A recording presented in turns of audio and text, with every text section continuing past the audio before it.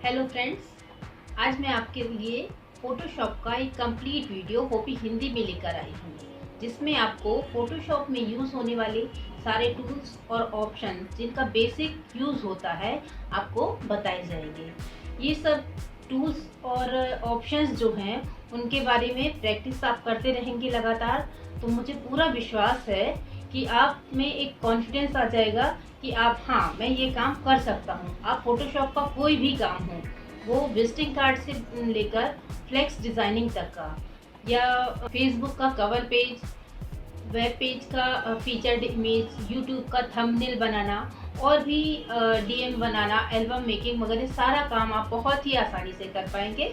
तो चलिए चलते हैं अपने स्क्रीन की तरफ, जहाँ पर हम प्रैक्टिस करेंगे अपने टूल्स और ऑप्शंस की। अब हम अपने लैपटॉप की स्क्रीन पर आ चुके हैं और यहाँ पर हमने फोटोशॉप पहले से ही ऑन करके रखा है। फोटोशॉप में हमें कोई भी काम करने के लिए सबसे पहले यहाँ पर जो मेन्यूज दिए हुए हैं उनके बारे में और ये जो टूल बॉक्स दिया हुआ है इसके बारे में नॉलेज होना बहुत ज़रूरी है। सारे टूल्स यूज़ नहीं होते हैं, कुछ टूल्स यूज़ होते हैं और कुछ नहीं होते हैं या कम होते हैं, तो हम उन सब के बारे में जानकारी प्राप्त करेंगे। तो अगर हमें किसी भी टूल का यूज़ करके देखना है तो उसके लिए हमें यहाँ पर एक फाइल होना ज़रूरी है, जो कि हम फाइल मेन्यू में जाकर न्यू ऑप्शन से बना सकते हैं। न्यू ऑप्शन में जब हम क्लिक करते हैं तो यहाँ पर हमें सबसे पहले विड्थ का ऑप्शन मिलता है, तो हमें जो भी साइज़ की इमेज तैयार करनी है उसकी हम विड्थ ले सकते हैं। वैसे डिजिटल मिक्सिंग या फोटो एडिटिंग के लिए हम 4x6 से इमेज लेना शुरू करते हैं, या तो हम यहाँ पर 12x8 का एक डिजिटल मिक्सिंग बनता है साइज़, उसको ले सकते हैं। या हमें जो भी, जैसे फेसबुक के लिए अलग साइज़ होता है, या इंस्टा का हमको अगर कवर बनाना है, हमारा वेब पेज का कोई फ्रंट इमेज बनाना है, या यूट्यूब में थंबनेल बनाना है, सभी के साइज़ अलग अलग होते हैं, जो कि मैं आपको बाद में बता दूंगी। यहाँ पे एक ऑप्शन हमने विड्थ का लिया। विड्थ का लेने के बाद यहाँ पर ये होती है हमारी मेज़रमेंट की यूनिट, ये पिक्सल्स में दिया हुआ है। अगर हमें पिक्सल्स में दिक्कत है तो यहाँ पर और भी ऑप्शंस दिए हुए हैं, यहाँ इंचेस, सेंटीमीटर, mm, पॉइंट वगैरह सारा कुछ दिया हुआ है। हमें जिस भी मेज़रमेंट यूनिट में मेज़रमेंट करना इजी पड़े हम उस यूनिट को सिलेक्ट कर सकते हैं, और जो यूनिट हम विड्थ के लिए सिलेक्ट करेंगे वही हम नीचे हाइट के लिए भी सिलेक्ट कर लेंगे। मान लीजिए हमने यहाँ 8 इंच लिया और यहाँ पे भी हमने इसकी यूनिट इंच में कर ली। इसके बाद इसका यहाँ पे रेजोल्यूशन दिया जाता है। रेजोल्यूशन को हम DPI भी कहते हैं, जिसका मतलब होता है डॉट पर इंच। डॉट पर इंच का मतलब ये है कि 1 इंच में, 1 स्क्वायर इंच जो होता है उसमें हमारे कितने डॉट्स होंगे। ये 1 इंच में अगर हमारे डॉट्स ज़्यादा से ज़्यादा होंगे तो हमें उतनी ही स्मूथ इमेज मिलेगी, और अगर डॉट्स हमारी कम है या DPI हमारा कम है तो वो रफ इमेज हमको प्राप्त होगी। इसलिए अगर हमने 12x8 इंच का लिया है तो इसमें कम से कम 200 से 300 हम रेजोल्यूशन ज़रूर रखते हैं। यहाँ पे हमने 200 रेजोल्यूशन किया। ये हमारे देखिए पिक्सल पर इंच दिया है, यानी जो डॉट्स होंगे वो 1 इंच में 200 होंगे। इसके बाद ये हमारा मोड ऑप्शन है। मोड ऑप्शन में जो डिजिटल मिक्सिंग होती है, जो हमारा फेसबुक कवर है या थंबनेल के लिए इमेज हम जो बनाते हैं, वो सारा हमारा फीचर्ड इमेज है, वो सारा काम हमारा RGB में होता है, तो हम यहाँ पर RGB सिलेक्ट कर सकते हैं। और अगर इसके अलावा हमें प्रिंटिंग के पर्पस से कोई भी इमेज तैयार करनी है तो उसके लिए हम यहाँ पर CMYK का यूज़ करते हैं। CMYK मतलब श्यान, मैजेंटा, येलो, ब्लैक। RGB यानी रेड, ग्रीन और ब्लू।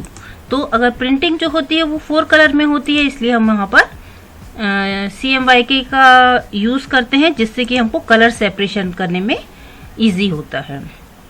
इसके बाद नेक्स्ट ऑप्शन है हमारा कंटेंट का। ये जो हमारा बैकग्राउंड का कलर होता है वो यहाँ से हम सिलेक्ट कर सकते हैं, या तो हम प्लेन वाइट बैकग्राउंड ले सकते हैं या तो बैकग्राउंड कलर। ये जो बैकग्राउंड कलर है यहाँ पे 2 ऑप्शन दिए हुए हैं टूल बॉक्स में। ऊपर ये कहलाता है फोरग्राउंड कलर और नीचे वाला कहलाता है बैकग्राउंड कलर। हम यहाँ पर जो भी कलर क्लिक करेंगे वो कलर जो होगा हमारा यहाँ पर बैकग्राउंड में आ जाएगा। इसके बाद थर्ड होता है ट्रांसपेरेंट इमेज। ट्रांसपेरेंट इमेज का मतलब होता है कि एक पारदर्शी कांच की तरह इमेज, जिसके पीछे अगर हम कुछ भी बैकग्राउंड लगाएं तो वो ट्रांसपेरेंट में सेट हो जाए। तो अगर हमको ट्रांसपेरेंट बैकग्राउंड लेना है तो हम ट्रांसपेरेंट ले सकते हैं। अभी ट्रांसपेरेंट हम इसलिए ले रहे हैं जिससे कि आपको पिक्सल के बारे में भी जानकारी मिल जाएगी। इसको ओके करने पर ये देखिए हमें यहाँ पर एक ट्रांसपेरेंट बैकग्राउंड मिल गया है। और ये देखिए ये जो है ये पिक्सल्स वगैरह दिए हुए, इसके चेक में ये दिया हुआ है। यदि हमें पहले से किसी सेव्ड इमेज में कोई करेक्शन या एडिटिंग करनी है तो फाइल मेन्यू में ओपन ऑप्शन में जाके इमेज को ओपन कर सकते हैं, या ये जो बैकग्राउंड है इसमें डबल क्लिक करके हम अपनी इमेज को ओपन कर सकते हैं। हमारी जो भी इमेज है उसे हम ओपन कर लेंगे। इसके बाद ये मूव टूल है सेकेंड, इसमें हम क्लिक करके इसको कहीं पर भी मूव कर सकते हैं। F से हम इसे फुल स्क्रीन में ला सकते हैं। कंट्रोल के साथ प्लस का यूज करके इसे हम जूम इन और माइनस का यूज करके जूम आउट कर सकते हैं। अब अगर हमारे सामने इमेज आ गई है, हमें उसे सिलेक्ट करना है, तो उसके लिए हमें टूल बॉक्स में सिलेक्शन टूल्स का यूज करना जरूरी है। तो फर्स्ट हमारा ये है रेक्टेंगुलर सिलेक्शन टूल। इससे हम इमेज के किसी भी एरिया को रेक्टेंगुलर शेप में सिलेक्ट कर सकते हैं। जैसे हमने इस एरिया को सिलेक्ट कर लिया, इसको हम कंट्रोल C से कॉपी कर सकते हैं और कंट्रोल V से अपनी जो नई इमेज हमने बनाई थी उसमें पेस्ट कर सकते हैं।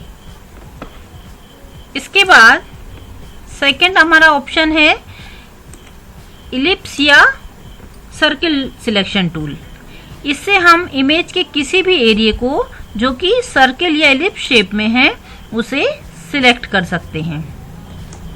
हमने सिलेक्ट किया, कंट्रोल C से कॉपी किया, कंट्रोल V से पेस्ट कर दिया। किसी भी इमेज को सिलेक्ट करने के लिए सेकेंड टूल का जो यूज किया जाता है वो है लासो टूल। लासो टूल में जब हम क्लिक करते हैं तो इसमें हमको 3 लासो टूल मिलते हैं। फर्स्ट है lasso tool, second polygon lasso और थर्ड है मैग्नेटिक लासो टूल। इसमें सबसे ज्यादा पॉलीगॉन लासो टूल का यूज किया जाता है, क्योंकि अगर हम लासो टूल का यूज करते हैं तो हमको इमेज को माउस को ड्रैग करते हुए सिलेक्शन करना होता है, और जहां पर भी हमने अगर माउस का जो लेफ्ट बटन है उसको छोड़ दिया तो वो वहां पर सिलेक्शन जो है वहां कंप्लीट हो जाता है। इसलिए इस लासो टूल का यूज कम किया जाता है। सेकंड जो है पॉलीगॉन लासो टूल, इस टूल का यूज इमेज सिलेक्शन के लिए सबसे अच्छा है। इसको यूज करने के लिए हम किसी भी पॉइंट पर क्लिक करेंगे। पहले हम इमेज को फुल इमेज में ले लेंगे। F जो कीबोर्ड का की है उससे ये फुल स्क्रीन में आ जाएगा। कंट्रोल प्लस के साथ हम इसको बड़ा कर सकते हैं और कंट्रोल माइनस के साथ इसको छोटा कर सकते हैं। अब हमने लासो टूल लिया और यहाँ पर किसी भी पॉइंट पर क्लिक कर दिया। अब यहाँ पास क्लिक करते हुए हमें इमेज को सिलेक्ट करना है। पास इसलिए क्लिक करना है जिससे कि हमारा शेप जो है इमेज का वो एजेस जो है वो सही बनी रहे। ये हम क्लिक करते हुए इसको आसानी से सिलेक्ट कर सकते हैं। ये देखिए,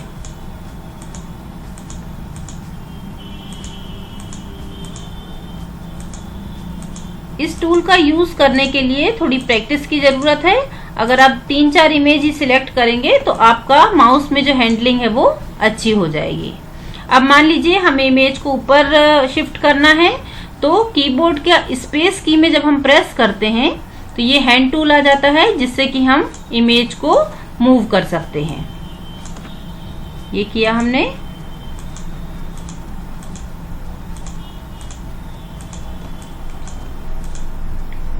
इमेज के फर्स्ट और लास्ट पॉइंट को मिलाने से सिलेक्शन कंप्लीट हो जाता है। माउस में डबल क्लिक करके भी हम सिलेक्शन को कंप्लीट कर सकते हैं। इसके बाद जब हम किसी भी टूल में क्लिक करते हैं तो ये ऑप्शन बार जो है हमारा, जो कि विंडोज में यहाँ ऑप्शन में क्लिक करने से ऑन या ऑफ होता है, इससे हम कुछ एक्स्ट्रा जो सेटिंग्स हैं उनको हम प्राप्त कर सकते हैं। जैसे फर्स्ट है हमारा न्यू सिलेक्शन। अगर हमें इस इमेज के अलावा कोई नया सिलेक्शन चाहिए तो हम इसका यूज करेंगे। सेकंड है ये ऐड सिलेक्शन। अगर मान लीजिए इस इमेज को सिलेक्ट करने के बाद हमें ये एरिया भी सिलेक्शन चाहिए है तो हम इस ऑप्शन में क्लिक करेंगे। तब हम देखेंगे कि इसमें ये पॉलीगॉन जो टूल है इसके साथ ये प्लस का सिंबल आ रहा है, तो इसका मतलब है कि अब हम जो भी सिलेक्शन करेंगे वो पुराने सिलेक्शन के साथ ऐड हो जाएगा। ये देखिए, अगर हमें इस ऑप्शन का यूज नहीं करना है तो हम कीबोर्ड के शिफ्ट की को अगर प्रेस करते हैं तो भी इसमें ये प्लस का सिंबल आ जाता है, लेकिन हमें शिफ्ट की को प्रेस करके रखना पड़ेगा। ये देखिए,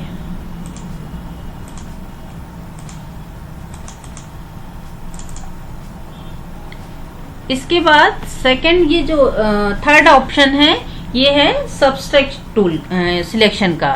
तो सबट्रैक्ट सिलेक्शन से अगर हमें किसी इमेज के एरिया को कम करना है तब इसका यूज किया जाता है। इसमें क्लिक करने पर देखिए इसमें माइनस बन के आ गया है लासो टूल के साथ। अब अगर हम इमेज को सिलेक्ट करेंगे किसी भी एरिया को तो वो जो है एरिया पहले वाले सिलेक्शन से हट जाएगा।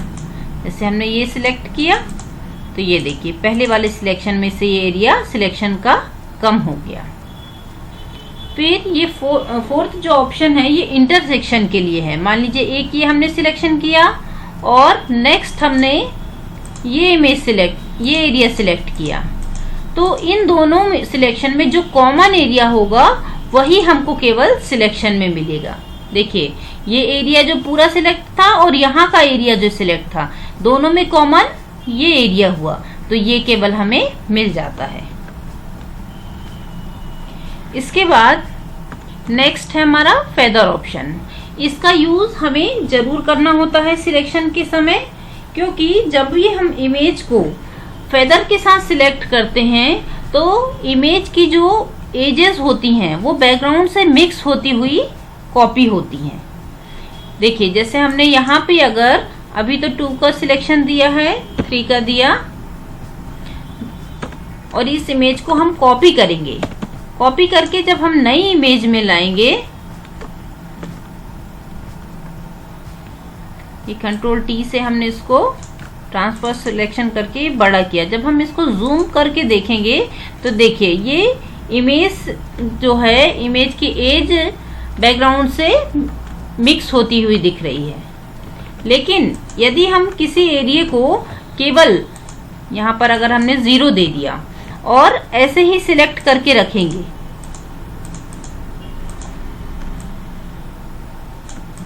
ये रखा, फिर हम इसको जब कॉपी करके यहाँ पेस्ट करेंगे तो हम देखेंगे कि हमको शार्प इमेज मिल रही है। जैसे अगर हम इन दोनों को देखेंगे, ये देखिए अब आपको अंतर यहाँ पर पता चलेगा इस इमेज में और इस इमेज में। तो ये अलग से ऐसा दिख रहा है जिसे काट के चिपका दिया गया है, लेकिन ये मिक्स होती हुई इमेज है। तो हमें जब भी अगर मिक्सिंग करनी है किसी भी फोटो की तो उसको कट करते समय या कॉपी करते समय हमको यहाँ पर फेदर ऑप्शन जरूर देना है।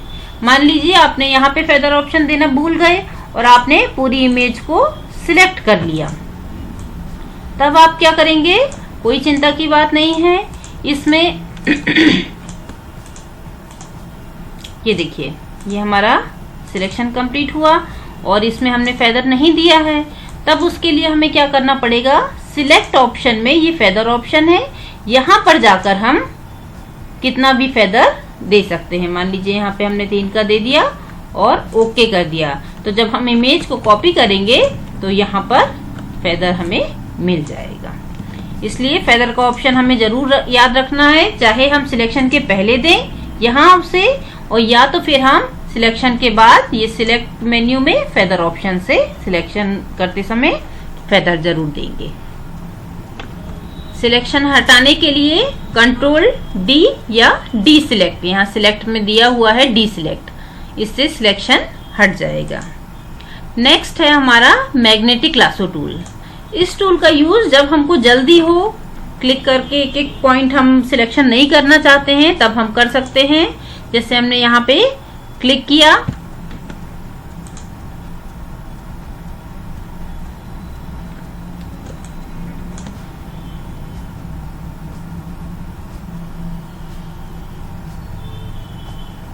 ये हुआ, शिफ्ट के साथ हम नेक्स्ट भी कर सकते हैं, लेकिन इससे बहुत अच्छा सिलेक्शन नहीं होता है, इसलिए इसका यूज भी कम किया जाता है। ये देखिए डबल क्लिक किया, ये हमारा सिलेक्शन हो गया। अब इसके बाद अगर इसको सिलेक्शन को हमको सही करना है तो शिफ्ट के साथ और जहां जहां सिलेक्शन नहीं हुआ है हम वो एरिया सिलेक्ट कर सकते हैं, या तो फिर पॉलीगन लासो टूल का यूज करके हम यहाँ पर फिनिशिंग दे सकते हैं। यानी रफ इमेज हमको मिल गई, इसके बाद जो जो एरिया हमारा बचा है, सिलेक्ट नहीं हो पाया है या ज्यादा हुआ है, तो उसको हम ये देखिए कम या ज्यादा कर सकते हैं। ये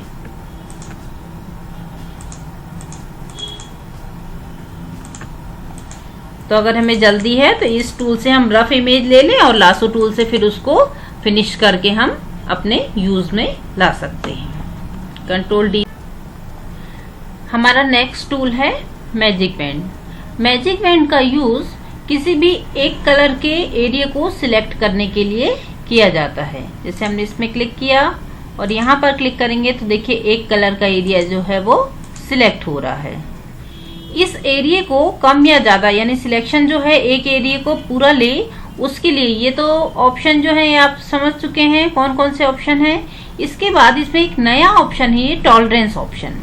अगर हम इसको कम या ज्यादा करके एरिया को कम या ज्यादा कर सकते हैं, जैसे एक कलर जो है तो शेड उससे मिलता जुलता जो है वो सिलेक्ट कर सकते हैं। मान लीजिए इसको हमने 20 किया और अब यहाँ पे क्लिक करेंगे तो देखिए एक बार में ये एरिया इतना सिलेक्ट हो जाएगा। इसको और बढ़ा सकते हैं, जैसे 30 किया तो देखिए क्लिक करेंगे तो ये पूरा एक बार में सिलेक्ट हो गया। ये देखिए इसको कम करने से शेड कम लेगा और ज्यादा करने से उससे मिलते जुलते शेड भी एक बार में सिलेक्ट कर लेगा। मान लीजिए यहाँ पे किया हमने, ये देखिए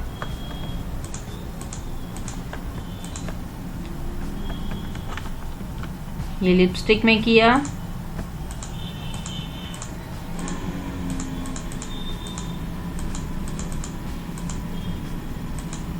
शिफ्ट के साथ जो एरिया नहीं हुआ है सिलेक्ट उसमें हम क्लिक करके उसका भी सिलेक्शन कर सकते हैं।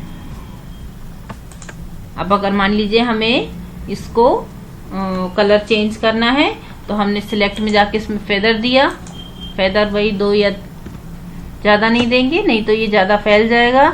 इसके बाद हम कंट्रोल बी से, ये हमारा कलर बैलेंस आ जाता है। हम इसमें कलर फिल नहीं करेंगे क्योंकि फिल करने से हमारी जो इसकी डेप्थ है वो शेड कम हो जाएगा। तो हम यहाँ से इसमें कलर बैलेंस कर सकते हैं। ये देखिए रेड बढ़ा सकते हैं, मैजेंटा बढ़ा सकते हैं, ये येलो कम कर सकते हैं। जो भी कलर है हम इस हिसाब से इसमें कम या ज्यादा करके शेडिंग चेंज कर सकते हैं। ये हो गया हमारा मैजिक पेन। ये मान लीजिए हमें स्किन कलर सिलेक्ट करना है, ये हो गया। देखिए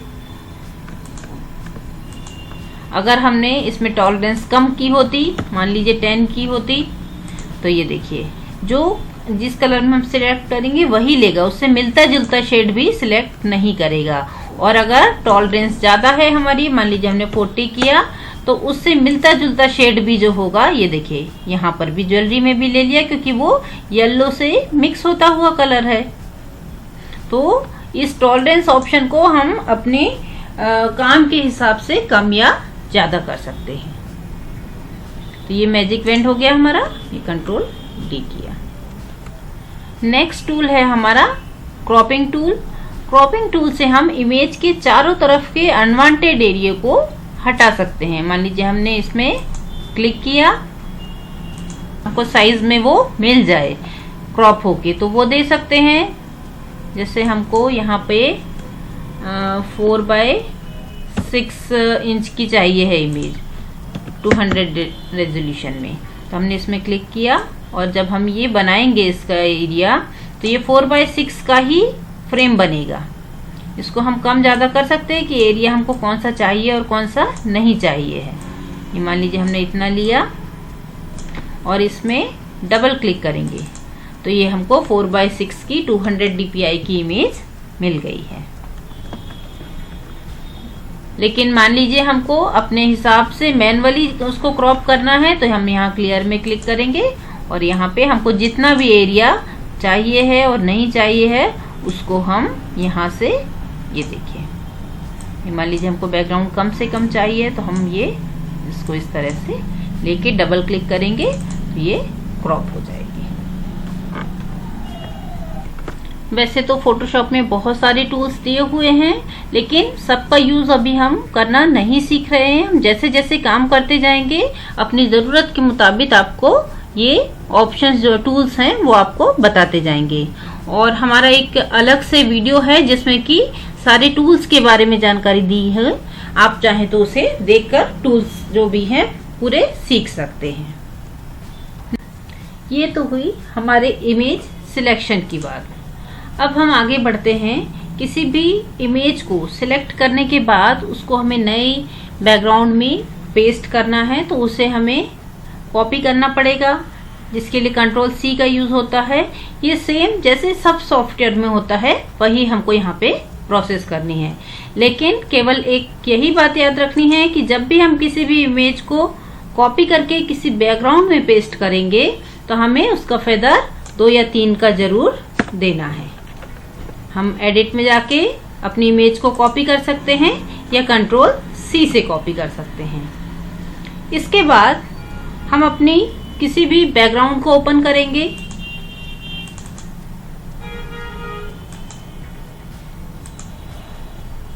जहां पर भी हमने अपनी बैकग्राउंड सेव करके रखे हैं हम उस डायरेक्टरी में जाकर बैकग्राउंड ओपन करेंगे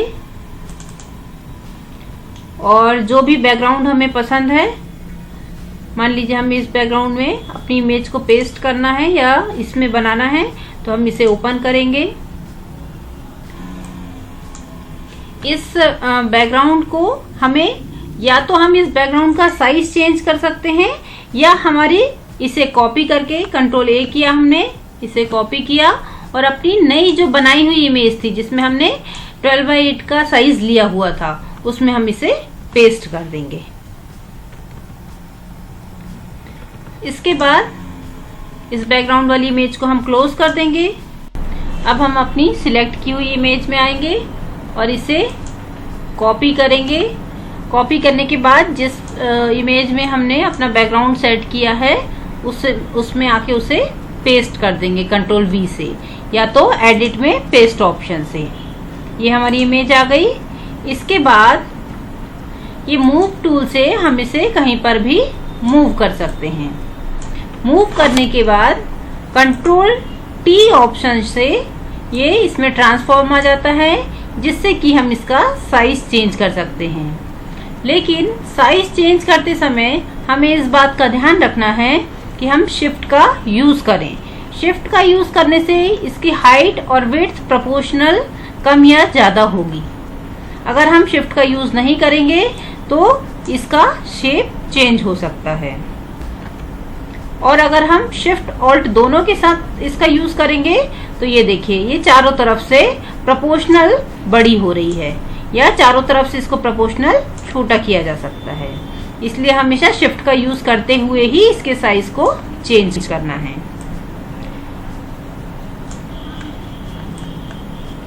ये देखिए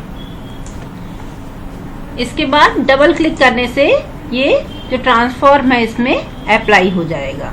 ट्रांसफॉर्म अप्लाई होने के बाद फोटोशॉप में जब भी हम किसी भी ऑब्जेक्ट या इमेज को कॉपी करके पेस्ट करते हैं तो इसमें एक लेयर आती है जिसको हम विंडोज में ये लेयर ऑप्शन दिया हुआ है, इसको ऑन करने से ये हमको विंडो मिल जाएगी लेयर की। अगर ये आपके इसमें ऑफ है तो इसको हम F7 से भी ऑन कर सकते हैं। देखिए ये हमारे बैकग्राउंड की लेयर हो गई, ये हमारे नई जो हमने कॉपी करके पेस्ट किया है वो लेयर हो गई। अब हम जितने बार भी इसमें कोई भी चीज कॉपी करके पेस्ट करेंगे ये उतनी नई लेयर जो है वो बनती जाती हैं। फोटोशॉप में काम करने के लिए इन लेयर्स को समझना बहुत ही जरूरी है। जैसे हमने ये फर्स्ट लेयर में है हमारा, ये सेकंड लेयर में है, फिर कुछ हम पेस्ट करेंगे तो फिर वो नेक्स्ट लेयर में आ गया। ये हमारी एक एक लेयर बनती जा रही है। जैसे हमें इसको चेंज करना है तो हमको ये देखिए जिस लेयर के सामने ये ब्रश रहेगा वो लेयर हमारी सिलेक्ट होगी। ये जो है ये लिंक के लिए ऑप्शन है, एक लेयर में क्लिक है और दूसरे को भी लिंक करना है हमको उसके साथ, तो हम यहाँ पे क्लिक करेंगे तो ये लिंक हो जाएगा। लेकिन हमें डायरेक्ट ये ऑप्शन चाहिए कि हम जिस लेयर में भी क्लिक करें वो सिलेक्ट हो जाए। इसके लिए जब हम यहाँ मूव टूल में क्लिक करेंगे तो ये ऑटो सिलेक्ट लेयर का ऑप्शन होता है, इसको ऑन कर देंगे। इससे क्या होगा, हम जिस भी लेयर में क्लिक करेंगे वो लेयर हमारी सिलेक्ट हो जाएगी। ये देखिए ये इसमें ब्रश आ गया, इसमें क्लिक किया तो इसमें आ गया, इसमें क्लिक किया तो इसमें आ गया। यानी हम जिस भी लेयर में क्लिक करेंगे वो अपने आप सिलेक्ट हो जाएगी और हम उस पर काम कर सकते हैं। हमें अगर किसी लेयर को डिलीट करना है तो हम उसमें क्लिक करके उसको यहाँ ड्रैग करके डिलीट भी कर सकते हैं।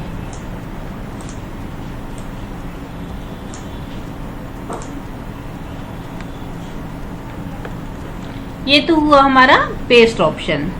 इसके बाद एडिट में एक और ऑप्शन है हमारा पेस्ट इनटू। इसका यूज कब किया जाता है, जबकि हमें किसी शेप के अंदर कोई भी चीज पेस्ट करनी है। मान लीजिए ये हमारा रेक्टेंगुलर शेप बना हुआ है, इसमें हमें इस इमेज को पेस्ट करना है। तब हम इस शेप में जाएंगे, ये पूरा वाइट है इसलिए हम इसको मैजिक वेंड से सिलेक्ट कर सकते हैं, तो ये एक बार में वाइट पूरा सिलेक्ट हो जाएगा।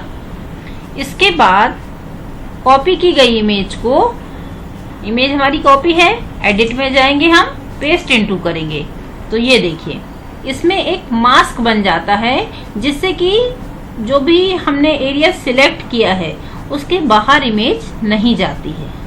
ये देखिए मूव टूल से हम इसको मूव कर सकते हैं। ये देखिए इसके बाद मान लीजिए हमें सर्कल शेप में देना है या कोई भी, तो हम अलग से भी अपना कोई भी शेप बनाकर और एडिट में पेस्ट इनटू ऑप्शन में क्लिक करेंगे तो वो लेयर जो है वो उस शेप में आ जाएगी, उसका मास्क बन जाएगा और उसके बाद जो है वो बाहर नहीं जाएगी उस शेप के। ये देखिए तो ये हुआ हमारा पेस्ट और पेस्ट इनटू ऑप्शन। दोनों में अंतर क्या है, पेस्ट में डायरेक्ट पेस्ट हो जाएगी और पेस्ट इनटू में हमने जो भी एरिया सिलेक्ट किया है उस शेप में हमारी इमेज जो है वो पेस्ट हो जाएगी। अब इसके बाद आता है हमारा फिल और स्ट्रोक ऑप्शन। अब इस सर्कल में हमको कोई कलर फिल करना है, तब हम उसके लिए एडिट में ये फिल ऑप्शन का यूज करेंगे। जब हम फिल ऑप्शन में क्लिक करते हैं तो यहाँ पर दो ऑप्शन आते हैं, बैकग्राउंड कलर और फोरग्राउंड कलर। तो बैकग्राउंड कलर, ये जो कलर है हमारा, ये नीचे वाला बैकग्राउंड कलर कहलाता है और ये जो कलर है ये फोरग्राउंड कलर कहलाता है। हमें ये फोरग्राउंड कलर में जाकर हम कोई भी कलर सिलेक्ट कर सकते हैं। जैसे हमने यहाँ पर रेड किया है, यहाँ बैकग्राउंड कलर में ये कोक कलर सिलेक्ट किया और ओके किया।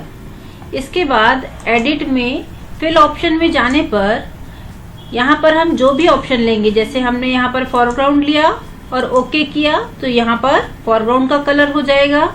और अगर हमने यहाँ पर बैकग्राउंड का कलर सिलेक्ट किया है तो यहाँ पर बैकग्राउंड का कलर हो जाएगा सिलेक्ट। एडिट में फिल ऑप्शन में जाकर हम जो भी कलर यहाँ पर फोरग्राउंड या बैकग्राउंड सिलेक्ट करेंगे और ओके करेंगे तो वो कलर यहाँ पर फिल हो जाएगा। जैसे यहाँ पर हमने बैकग्राउंड कलर लिया तो ये बैकग्राउंड कलर हो जाएगा। लेकिन ये कलर जो है ये सॉलिड फिल हो रहा है। मान लीजिए हमको ऐसा चाहिए कि हमारा थोड़ा जो बैकग्राउंड का यहाँ पहले से दिया हुआ है वो भी हमें दिखाई दे और उसमें थोड़ा सा कलर भी फिल हो जाए। तो उसके लिए हम यहाँ पर जब फिल ऑप्शन में जाते हैं तो ओपेसिटी का ऑप्शन है। यहाँ पर हम ओपेसिटी को कम या ज्यादा करके कलर को लाइट या डार्क कर सकते हैं। ये देखिए, ये 20% या 30% हम जितना भी लेना चाहें उसे ले सकते हैं।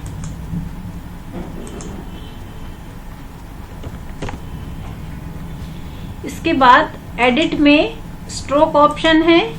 यहाँ पर हम स्ट्रोक की विड्थ दे सकते हैं, जैसे 10 पॉइंट दिया हमने, और उसका हम कलर कोई भी सिलेक्ट कर सकते हैं। ओके किया तो ये हमारा कलर सिलेक्ट हो गया। फिर एडिट में हम स्ट्रोक में गए।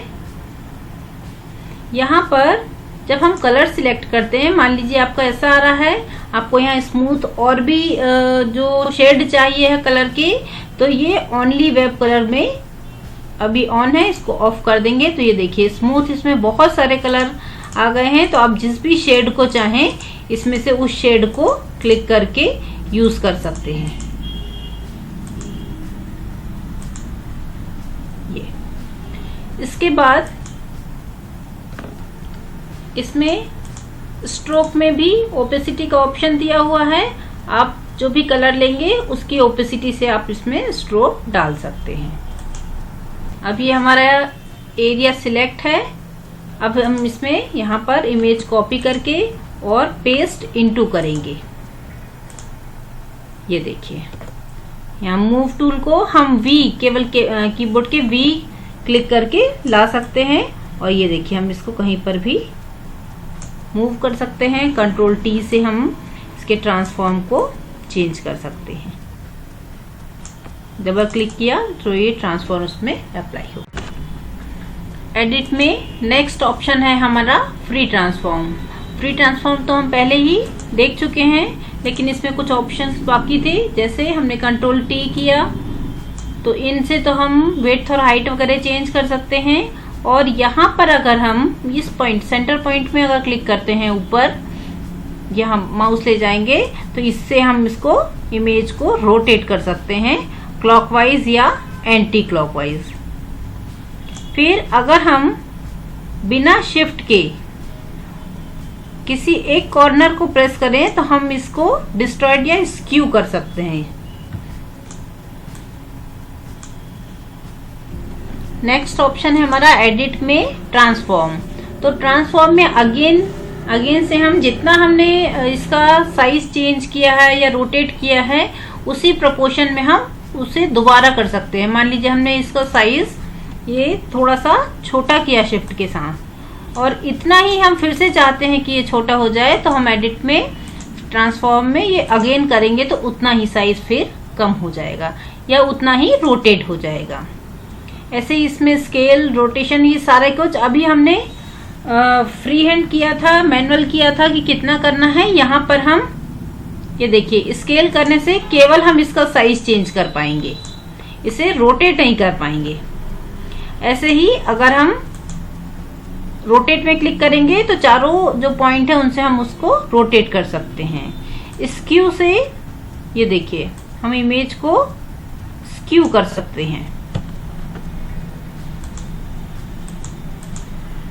डिस्ट्रॉयड से हम इसका शेप चेंज करके, ये देखिए आपने देखा होगा कार्टून वगैरह जो बनते हैं, हम इमेज को डिस्ट्रॉयड कर सकते हैं।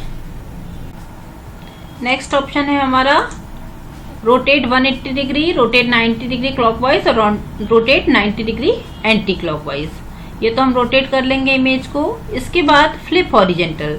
फ्लिप हॉरिजेंटल का मतलब होता है कि हम अपनी इमेज को मिरर इमेज में प्राप्त करना चाहते हैं। जैसे हमने इसको कंट्रोल टी किया, हम मेन्यू बार में ना जाकर माउस के राइट बटन में क्लिक करके भी ये सारे ऑप्शन हमको यहाँ पर मिल जाएंगे। यहाँ पर हमने फ्लिप हॉरिजेंटल किया तो देखिए ये इसका हॉरिजेंटल मिरर इमेज हमको मिल गया।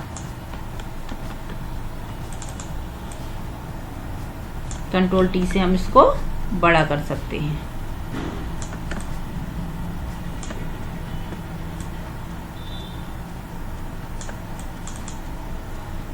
इसकी हम एक डुप्लीकेट कॉपी बनाना चाहते हैं तो यहाँ पर राइट क्लिक करके ये डुप्लीकेट लेयर करेंगे तो हमको इसकी एक डुप्लीकेट इमेज में मिल गई। एक यहाँ है और इसको हम फिर से हॉरिजेंटल अगर फ्लिप करते हैं तो ये हमको पहले जैसी पोजीशन में मिल गई। तो ये दो इमेज हमारी, इनको हमने ट्रांसफॉर्म किया, थोड़ा सा रोटेट किया।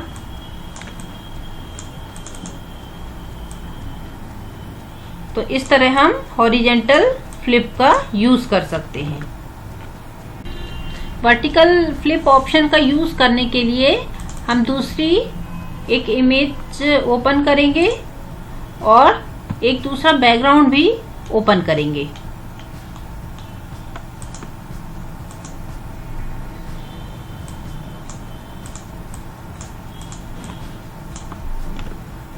ये देखिए, अब इसके बाद ये हमारी कटिंग की हुई इमेज हमने पहले से रखी है, इसको हम कॉपी करके यहाँ पर पेस्ट कर सकते हैं, या तो मूव टूल की सहायता से जब हम इसको ड्रैग करके इस इमेज में लाएंगे तो ये यहाँ तो रहेगी ही और हमें दूसरी इमेज में भी मिल जाएगी।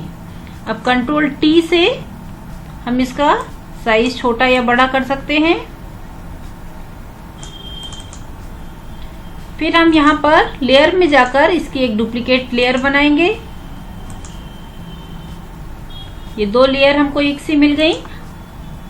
अब कंट्रोल टी करके यहाँ राइट क्लिक करने पर यह हमको वर्टिकल फ्लिप का ऑप्शन मिल गया। ये हमने वर्टिकल फ्लिप कर दिया। ये मूव टूल है हमारा, इससे हम इसको यहाँ पर मूव करके ला सकते हैं। थोड़ा सा रोटेट कर दिया, इसे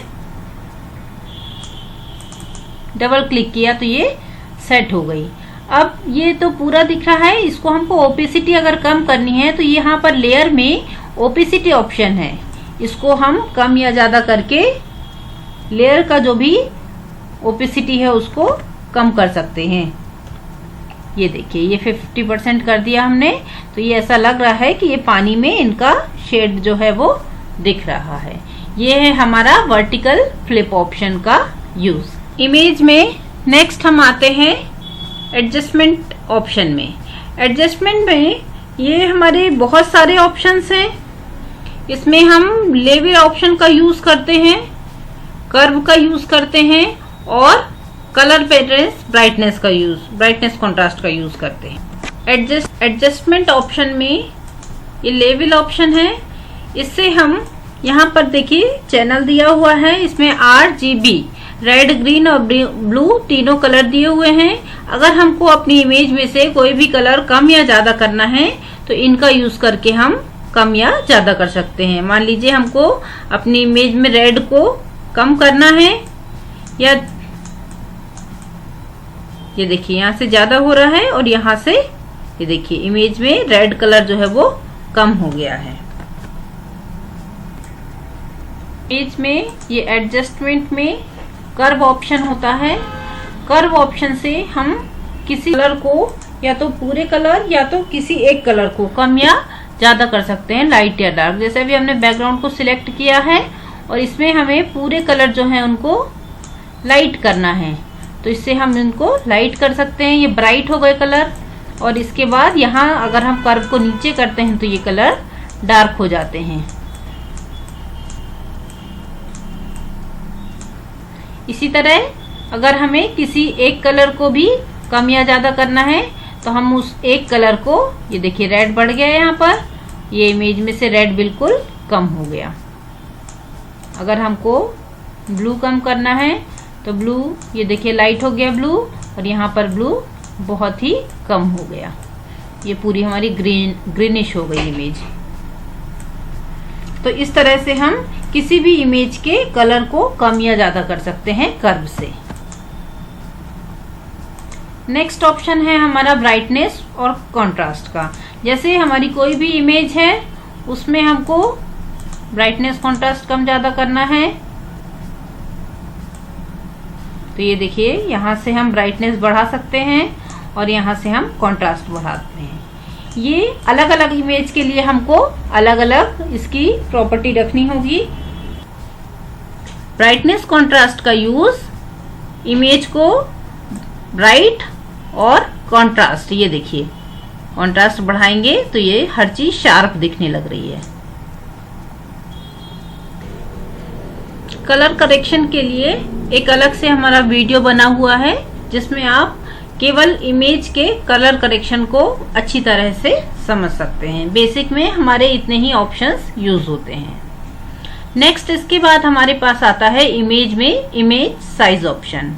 जब हम इमेज साइज में क्लिक करते हैं तो सेम जब हम फाइल में न्यू जब हमने इमेज बनाई थी तो यही ऑप्शन हमारे आए थे, जिनका यूज करके हमने एक नई फाइल बनाई थी। विड्थ, हाइट, रेजोल्यूशन आपको याद होगा। ये जो ऑप्शन है हमारा कांस्टेंट प्रॉपर्टीज, इस ऑप्शन को जब भी हम साइज अगर इमेज का चेंज करते हैं तो इसे ऑन रखना चाहिए। जैसे कि फ्री ट्रांसफॉर्म में अगर हम शिफ्ट का यूज ना करें तो उसका शेप चेंज हो जाता है, उसी तरह अगर इस ऑप्शन को हम ऑफ करें और इनकी हाइट या विड्थ कुछ भी चेंज करते, मान लीजिए हमने इसको 5 कर दिया और ओके किया, तो आप देखेंगे ये इमेज जो है वो विड्थ में ज्यादा हो गई है और हाइट में कम हो गई है। इसलिए जब भी हमें इमेज का साइज चेंज करना है तो इस ऑप्शन को हमेशा ऑन करके रखना है। नेक्स्ट हमारा है कैनवास साइज। इमेज का जो साइज है वो हमारी पूरी इमेज है और अगर हम कैनवास साइज में जाके चेंज करते हैं तो हमारी इमेज तो जिस साइज में है वो उसी साइज में रहेगी और हमारे पास आजू बाजू का जो एरिया है उसको हम कम या ज्यादा कर सकते हैं। जैसे अभी हमने इसको 7/9 किया और ओके किया, तो ये हमारे पास कैनवास का साइज यानी आजू बाजू का जो एरिया है वो हमको और ज्यादा मिल जाएगा। जैसे कभी कभी हमको यहाँ पर मैटर लिखना है या बॉर्डर डालना है तब इस चीज का हम यूज कर सकते हैं। जैसे अभी हमने फ्री ट्रांसफॉर्म में किसी एक इमेज को केवल रोटेट किया था या तो फिर फ्लिप किया था, वैसे ही यहाँ पर हम पूरे कैनवास को यानी हमारे जितनी फाइल है पूरी फाइल को हम हॉरिजेंटल या वर्टिकल फ्लिप कर सकते हैं। ये देखिए। फिर इसके बाद नेक्स्ट ऑप्शन आता है हमारा क्रॉप का, जो हमने क्रॉप टूल से यूज किया था वही ऑप्शन हमारा हम यहाँ पर क्रॉप से भी यूज कर सकते हैं। क्रॉप ऑप्शन के लिए हमने यहाँ पर क्लिक किया, किसी भी इमेज के एरिया को सिलेक्ट करेंगे और क्रॉप कर दिया, तो इसका आजू बाजू का जो अनवांटेड एरिया जितना हमारा सिलेक्शन रहेगा केवल वही बच जाएगा, आजू बाजू का सारा एरिया हमारा रिमूव हो जाएगा। अब नेक्स्ट है हमारा लेयर मेन्यू। हमने पहले देखा कि जब हम इमेज को कॉपी करते हैं या इमेज के किसी एरिया को कॉपी करते हैं और उसके बाद उसे पेस्ट करते हैं तब हमें यहाँ पर एक नई लेयर मिल जाती है। लेकिन अगर हमें एक ब्लैंक लेयर चाहिए है इसके ऊपर या बैकग्राउंड के ऊपर जिसमें हमें कुछ काम करना है, मैटर लिखना है या अन्य कोई ऑप्शन यूज करने हैं, तब हमें यहाँ लेयर में जाके न्यू ऑप्शन में क्लिक करेंगे तो हमें एक ब्लैंक इमेज मिल जाती है। ये देखिए ओके किया हमने तो ये हमें एक ब्लैंक इमेज मिल गई। अब हम इसका यूज किसी भी काम के लिए कर सकते हैं। जैसे अभी हमको कोई मैटर लिखना है तो हम इसमें मैटर लिख सकते हैं।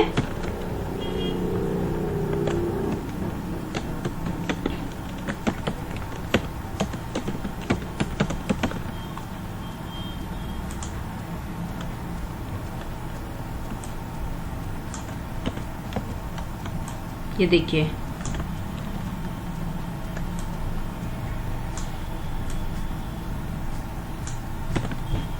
ये हमारा नई जो लेयर हमने बनाई थी उसमें हमने मैटर लिख लिया।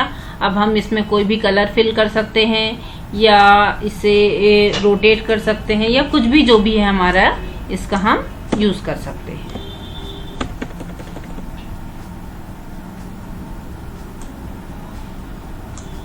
नेक्स्ट है डुप्लीकेट लेयर। जो लेयर हमारे पास सिलेक्ट है उसी की डुप्लीकेट लेयर बनाने के लिए डुप्लीकेट लेयर का यूज करते हैं। ये देखिए, ये डबल बार हो गया हमारा। अब हम इसका यूज कैसे कर सकते हैं, मान लीजिए हमारा एक लेयर में इसका कलर दूसरा है और दूसरी लेयर में हम यहाँ पर फोरग्राउंड या बैकग्राउंड कोई भी कलर सिलेक्ट करके जब हम कंट्रोल के साथ बैक स्पेस का यूज करेंगे तो इसमें मैटर में बैकग्राउंड कलर हमारा आ जाएगा, और अगर हम ऑल्ट के साथ इसका यूज करेंगे तो जो यहाँ फोरग्राउंड में कलर सिलेक्ट है वो कलर यहाँ पर आ जाएगा। नेक्स्ट है हमारा डिलीट लेयर। अगर हमको ये लेयर नहीं चाहिए, इसको डिलीट करना है, तो हम डिलीट लेयर से इसको डिलीट कर सकते हैं। इसके लिए यहाँ पर हम ड्रैग करके भी लेयर को डिलीट कर सकते हैं। फिर इसके बाद हमारे पास आता है layer style option. Layer style option का यूज सबसे ज्यादा किया जाता है। लेयर स्टाइल ऑप्शन का यूज करने के लिए हम अपनी पुरानी इमेज पे चलते हैं जो कि प्लेन है, जिसमें कि हमारे को इफेक्ट समझ आएंगे। जैसे हमने यहाँ पर एक न्यू लेयर में मैटर लिखा,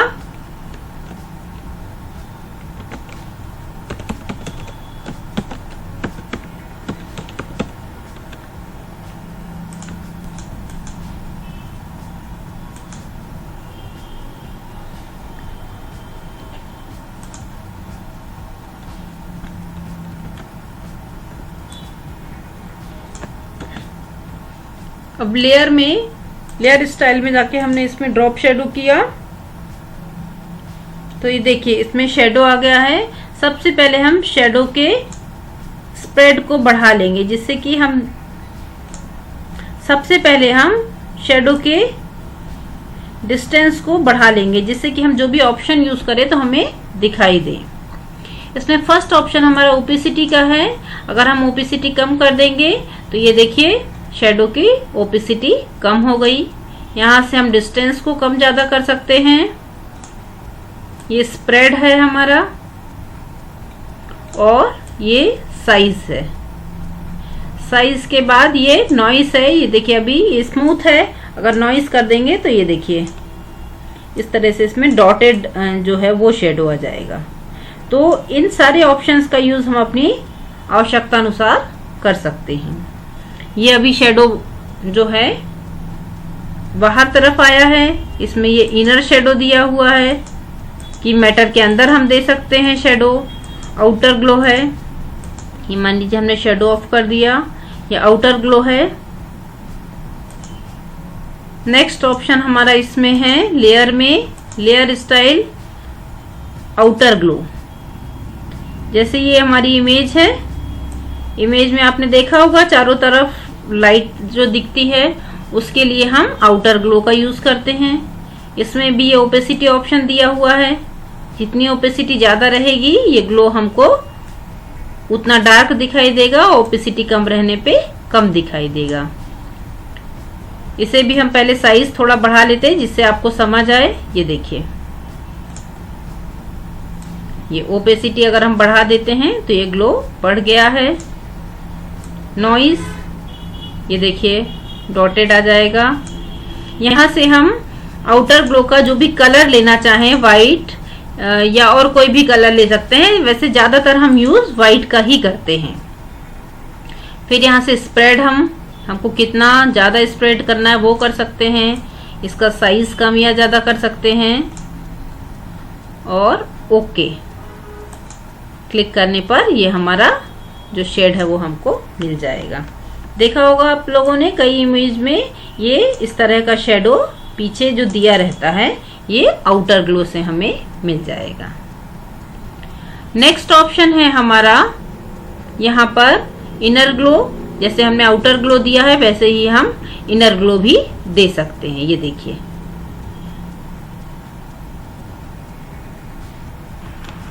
फिर नेक्स्ट है हमारा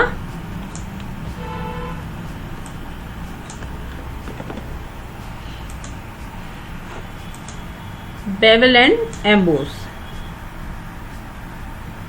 ये देखिए ये मैटर जो है ये हमें एम्बोस लगने लगा है। इसकी हम डेप्थ को कम ज़्यादा करके ये एम्बोस जो दिख रहा है उसको कम या ज़्यादा कर सकते हैं, सॉफ्टनेस कम ज़्यादा कर सकते हैं और साइज को भी कम या ज़्यादा कर सकते हैं।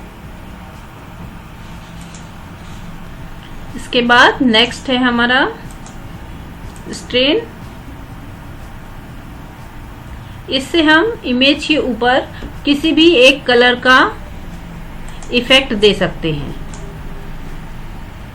जैसे हमको इसमें येलोइश टोन चाहिए है तो हम इसमें येलो दे सकते हैं, उसकी ओपेसिटी को हम कम या ज़्यादा कर सकते हैं। नेक्स्ट है कलर ओवरले। ये देखिए सिंपल इसमें कलर पूरा फिल हो जाएगा। इसका यूज हम मैटर में ज़्यादा करते हैं। जैसे ये हमने लिया मैटर को सिलेक्ट किया, लेयर में गए और यहाँ पर हमने कलर ओवरले किया। ये देखिए उसमें हमारा कलर आ गया और जो पहले कलर है उसी में हमको कम या ज़्यादा ओपेसिटी से कर सकते हैं या कोई भी हम कलर इसमें अलग से भी यूज कर सकते हैं। नेक्स्ट है हमारा ग्रेडियंट ओवरले ऑप्शन। इसमें क्लिक करने पर यहाँ पर ये ओपेसिटी ऑप्शन है। इसके बाद कुछ बनी बनाई ग्रेडियंट इसमें है जिनका यूज हम अपने मैटर या इमेज में कर सकते हैं। और अगर इसके अलावा हमें कोई नया ग्रेडियंट बनाना है तो यहाँ पर डबल क्लिक करके कोई भी हम कलर सिलेक्ट कर सकते हैं।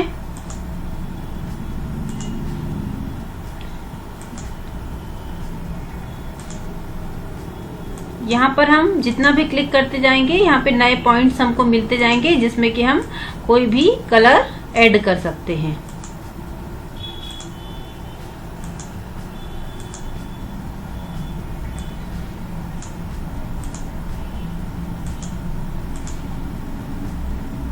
और ओके करने पर ये हमारा ग्रेडियंट हमको मिल जाएगा। नेक्स्ट है पैटर्न ओवरले। पैटर्न ओवरले में क्लिक करने पर यहाँ पर ये ओपेसिटी है और यहाँ पर बने बनाए कुछ पैटर्न हैं जिनका यूज हम अपने मैटर में कर सकते हैं।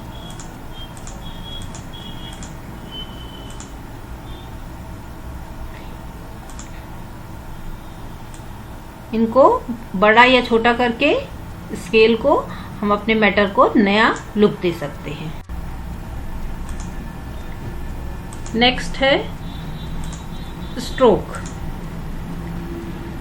जैसा हम फिल एंड स्ट्रोक में स्ट्रोक देते हैं वैसे ही हम यहाँ पर लेयर स्टाइल में भी स्ट्रोक का यूज करके किसी भी मैटर या इमेज में स्ट्रोक दे सकते हैं।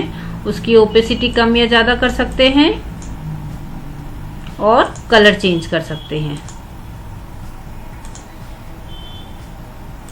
इसके बाद है कॉपी लेयर स्टाइल। मान लीजिए आपने एक मैटर या किसी इमेज में जो भी इफेक्ट दिए हैं, आप इन सब में से कोई भी इफेक्ट, सारे इफेक्ट इसमें साथ में दे सकते हैं। इनमें से आप कोई भी इफेक्ट, जैसे आपने इनर ग्लो भी दिया,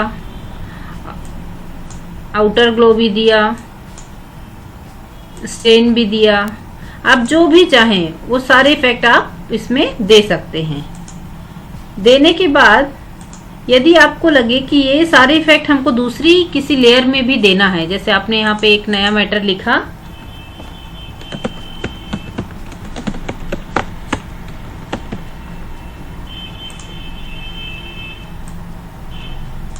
तो आप पहले इस वाली लेयर में जाएंगे जिसमें आपने इफेक्ट दिया है। यहाँ पर जाने के बाद इसको आप कॉपी लेयर स्टाइल करेंगे, या तो आप जिस भी लेयर में है उसमें राइट क्लिक करने पे भी ये ऑप्शन आ जाता है, ये कॉपी लेयर स्टाइल। आप इसमें क्लिक करेंगे, दोबारा हमें जिस लेयर में वो स्टाइल चाहिए उसमें क्लिक करेंगे और यहाँ पर राइट क्लिक करके पेस्ट लेयर स्टाइल कर सकते हैं। तो देखिए as it is first layer जैसे हमको सेकेंड लेयर में भी इफेक्ट मिल गए हैं। नेक्स्ट है इसमें लिंक लेयर स्टाइल। मान लीजिए हमने इन लेयर्स को लिंक कर दिया है। लिंक के लिए हमने बताया था यहाँ पर क्लिक करने से ये लेयर लिंक में हो जाती हैं। इन सभी में वही हमको स्टाइल देना है, तो यहाँ पर लिंक लेयर स्टाइल पर पेस्ट लिंक स्टाइल पर हम क्लिक करेंगे तो देखिए सभी लेयर में वही स्टाइल हमको मिल जाएगा। अंडू से इसको हम फिर से हटा सकते हैं। और जिस लेयर में हमें वो स्टाइल नहीं चाहिए है तो यहाँ पर लेयर ऑप्शन में जाकर हम उस स्टाइल को क्लियर लेयर स्टाइल भी कर सकते हैं, तो वो हमारा जो भी स्टाइल हमने दिया है वो सारा क्लियर हो जाएगा। लेयर में न्यू फील्ड लेयर से हम सॉलिड कलर कोई भी, ये देखिए, ये कोई भी हम कलर उसमें फिल कर सकते हैं। नेक्स्ट है इसी में ग्रेडियंट। अगर हमको ग्रेडियंट में देना है तो हम इसमें ग्रेडियंट भी कलर कर सकते हैं।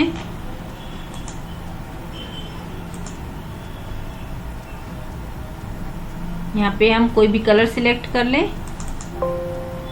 जैसे यहाँ पर ब्लू दिया हुआ है, हमारा जो फोरग्राउंड कलर है वही कलर ये ले रहा है। यहाँ पर हम ब्लू की जगह स्काई ब्लू कर सकते हैं। जो भी कलर हमें पसंद है वो यहाँ पर हम ले सकते हैं।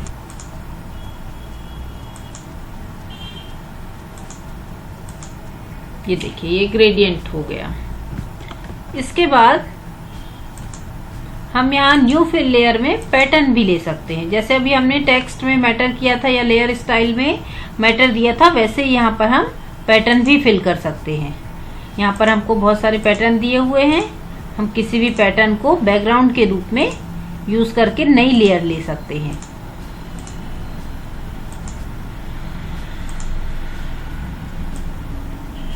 इस